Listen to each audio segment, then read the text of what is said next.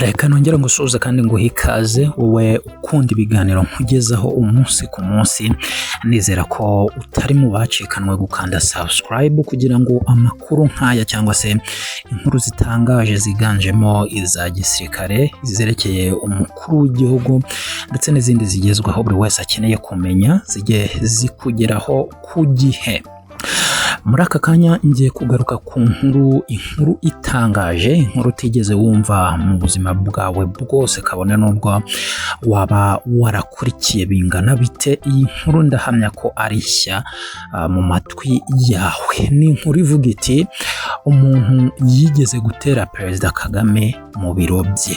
Nk'uko bisanzwe inkuru nyinshi zirimo n'izimeze nk'iyi ngiyi ntabwo ari inkuru ziba zarabaye mpari, cyane ko zimwe zabaye mu myaka myinshi yatambutse cyangwa se zikaba zibarwa cyangwa se zivugwa n'ababaye hafi ya Perezida Paul Kagame, abazimwumvanye cyangwa se abarurungano rwe mu bihe bitandukanye. Iyi nkuru rero y'umuntu wigeze kumutera mu biro niyo ngiye kukugezaho muri aka kanya. Hari inkuru nyinshi zivugwa kuri Perezida Paul Kagame, abazivuga hari ubwo baba barakoranye nawe cyangwa se byarabaye bahari cyangwa se bakabyumvana abandi bantu bakoranye nawe imbona nkubone cyangwa se bya hafi. Ku rundi ruhande ariko hakaba hari n'izindi nkuru aba yivugiye ubwe mu biganiro bitandukanye aba yagiranye n'abantu batandukanye ahantu naho hatandukanye. Gusa nta kiryoha nko kubwirwa inkuru na nyir'ubwite. Ibi ni ukuvuga ngo nta kintu kiryoha nk'igihe uri kumva inkuru nyakubahwa Perezida Paul Kagame ari we urimo kuyivugira.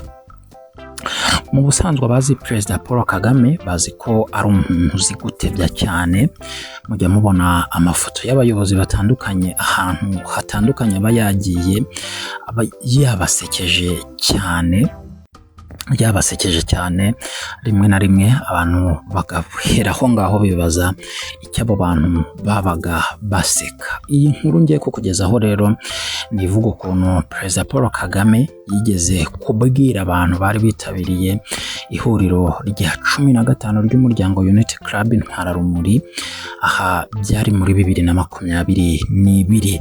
Yagiye abwira abantu ibyo yanyuzemo nka Vice President, abantu bamwe batari bazi. Uti rero byagenze bite cyangwa se icyo gihe aterwa mu biro bye byagenze bite? Aha ndakoresha amagambo ya Perezida Paul Kagame ubwe kuko niwe wavuze iyi nkuru cyangwa se niwe wayibaze. Iyi nkuru rero ayivuga yagize ati ndibuka rimwe hari umuntu wigeze kuntera mu biro byanjye, umuhungu wa Rukeba. Baraza barambwira ngo umuhungu wa Perezida wa Runari ugomba kumubona, rwose mumuzane kandi nta ntambara nshaka, izo mfite zirahagije, ntabwo nshaka kongeraho iya Rukeba. Uwo muhungu ngo yamubwiye amateka, arangije amubwira ko ingabo ayobora ari ize, mbese ari iz'uwo muhungu wa Rukeba. Perezida Kagame amusubiza ko atarabizi, undi amwumvisha ko ari ingabo za Rukeba. Ntitwebwe narinzi ko turi RPF. Atese ikomoka he? Mubwira amateka narinzi ya RPF, ataba bose nitwe. Bibi bintu by'impaka ndende, ntireka nemere ko ari ingabo zawe. Tubigire dute? Urashaka iki? Ati ndashaka ko Runari igomba kubona umwanya wayo kuko mwakoresheje ingabo zayo. Hari n'umugabo wajyaga nkorera icyo gihe asemura witwa Simaragide. Arakomeza ati n'ikimenyimenyi abantu bagukorera n'abantu banjye. Ni nkande? Ati Simaragide.